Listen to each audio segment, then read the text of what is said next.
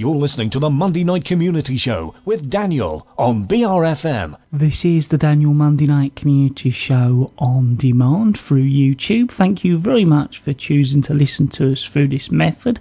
If you'd like to keep up to date with when I add new interviews, then subscribe to this channel.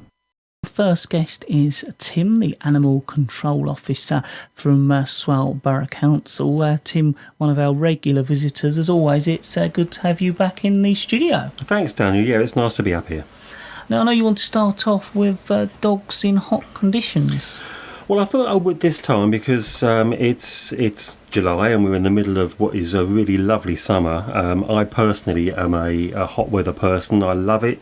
May it continue, and apparently, according to the forecast, it's going to go on to at least into August. A few storms, but really nice weather. So it looks like it's going to be one of these summers for a long time, one of the best ones, which is great for me because I can get my shorts on, get in the garden, get some shade and everything else, but the dogs can't.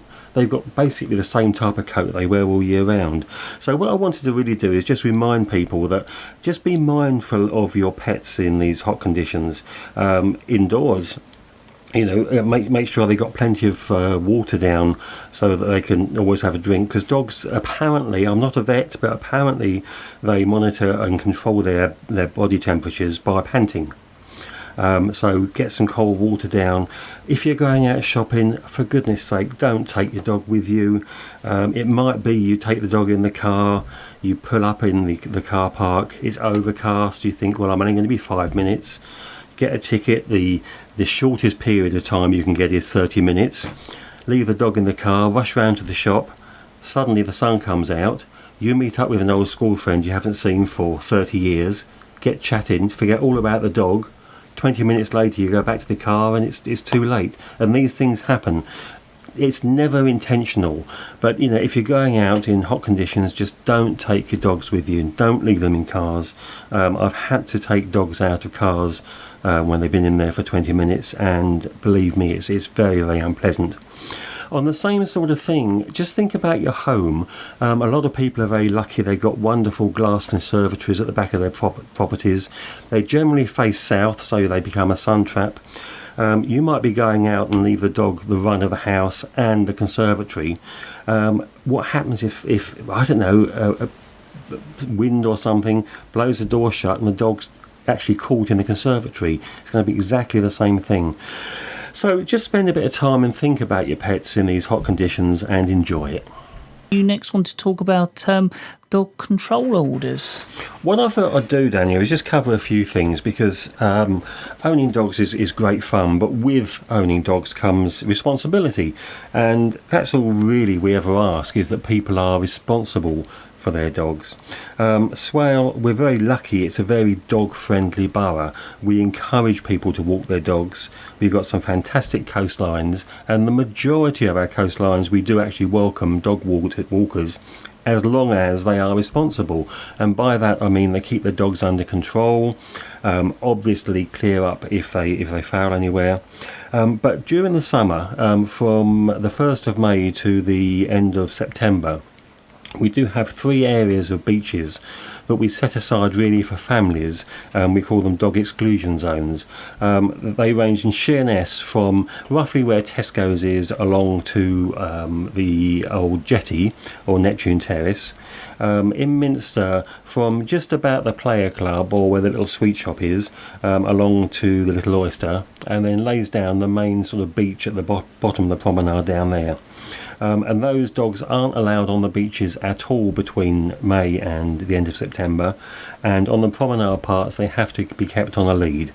That's really just to allow families to enjoy the facilities and the beaches without being pestered by dogs. And one thing I think it's always worth mentioning, I love dogs. I'm not fazed by dogs at all. They're my life, and any dog owner that has a dog, they understand how much dogs give us.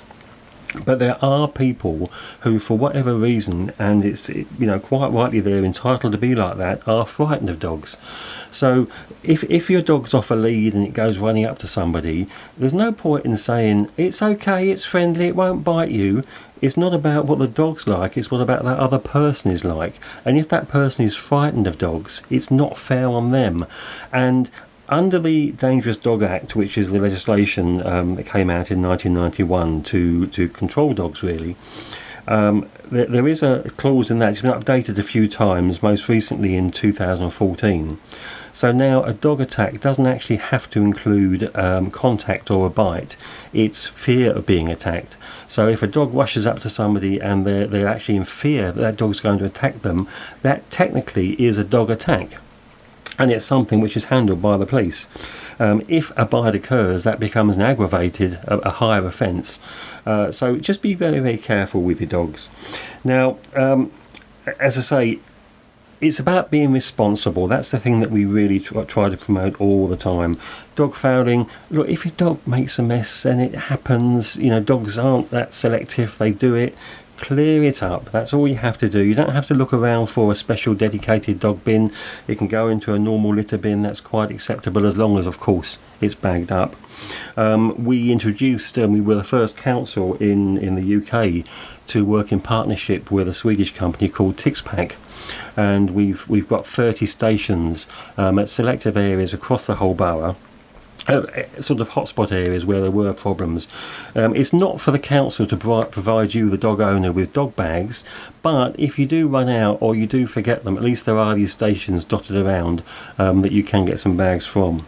So as I say, it's really about being responsible. Enjoy your dogs, be mindful that not everyone is a dog lover, and just be sensible with them. And I know you want to talk a little bit next about stray dogs and collars microchips. Yeah, and again, it's a nice part of the job, this, actually, for me, because it's the time with the stray dogs that I get to actually have the contact with the dogs, and that's probably the most fun part. However, me having contact with a dog means that at some point that dog has been lost. And it's a bit of a, it's a worrying time, I think. And the other thing I wanted to cover as well is actually owning a dog anyway. I've got to be very careful here. Of course, everyone's got a right to own a dog if you want to, but it's something that I think you need to really think very seriously about.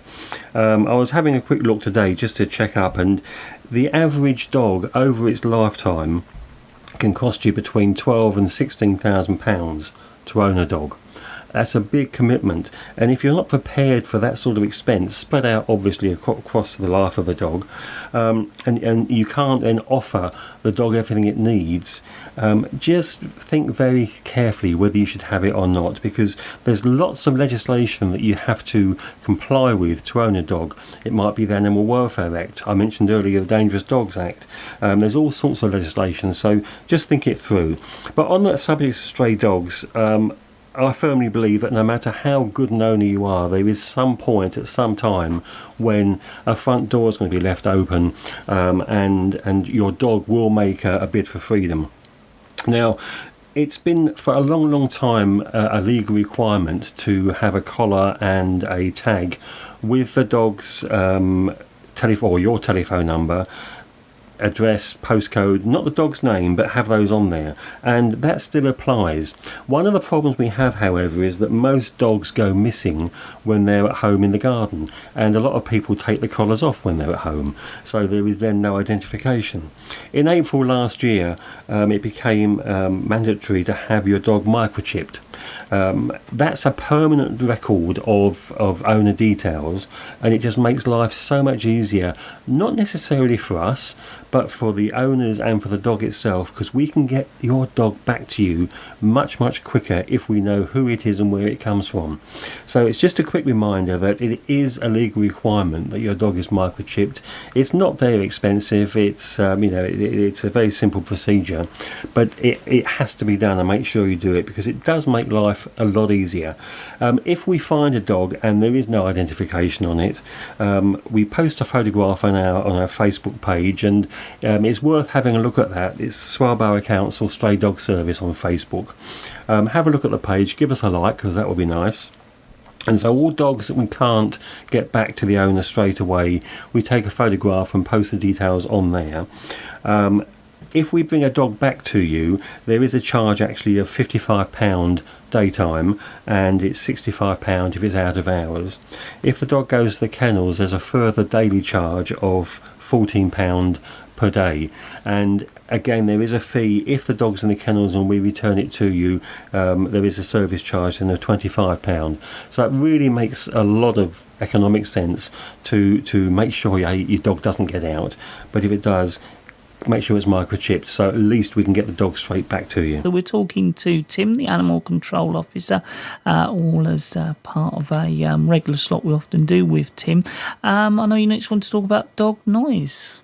It's again something which links in with I suppose more so with the fine weather we've been having, and people have the windows open, and so noise from neighbours can be more of a problem, and dog noise is just one of those things. A lot of people who are, if you like, the source of the problem don't even know that there is a problem, because they go out to work, leave the dog at home, windows open, obviously for ventilation. I've just gone through a whole part saying about making sure dogs don't get hot indoors, keep the windows open. And of course, if you're at work or shopping, you've got no idea that your dog may be causing a nuisance by barking. And poor old dog's at home, he's thinking, where's everybody gone? The dog barks, and guess what? After 3 hours, 4 hours, 6 hours, you come back. So the dog thinks to itself, fantastic, I barked, they came back. So next time they go out, I'm going to do the same thing to make sure they come back. It doesn't occur to the dog that a period of time, 4 or 5 hours has gone past. He thinks he's called you back, or she thinks she's called you back, and that's what happens. So again, just dog noise generally, just be mindful of the fact that it can be very irritating if somebody wants to spend a lovely afternoon in the garden and the neighbour's dog is just barking all the time. So just be very, very careful. It is something we have to deal with. My colleagues, our enforcement officers in the first instance, they deal with dog noise issues, and then I come along sort of halfway through and sort of help out on that. But and it's back to what I said right at the beginning. It's about being responsible, being sensible, being fair.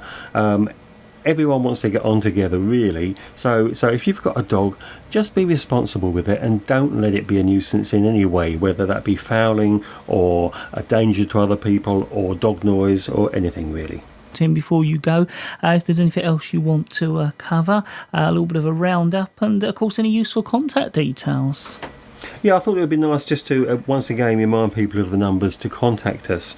And now, office hour numbers. If you want to contact the council for any reason at all, but specifically on my side, dog related, or you've lost a dog, you found a dog. So office hours number is 01795 417 850. That's 01795 417 850. Now we do have the out of hours stray dog service that runs from 5 until 9 Mondays to Fridays, and from 9 until 9, so 12 hours Saturday, Sunday and bank holidays. So if you find a dog out of office hours, the number to ring is 07795 237 479. That's 07795 237 479. Same as always, thank you very much for coming along. It's always appreciated and good to see you once again. Thanks, Daniel. That is Tim, the Animal Control Officer from Swale Borough Council, right here in the studios at BRFM on the Monday Night Community Show.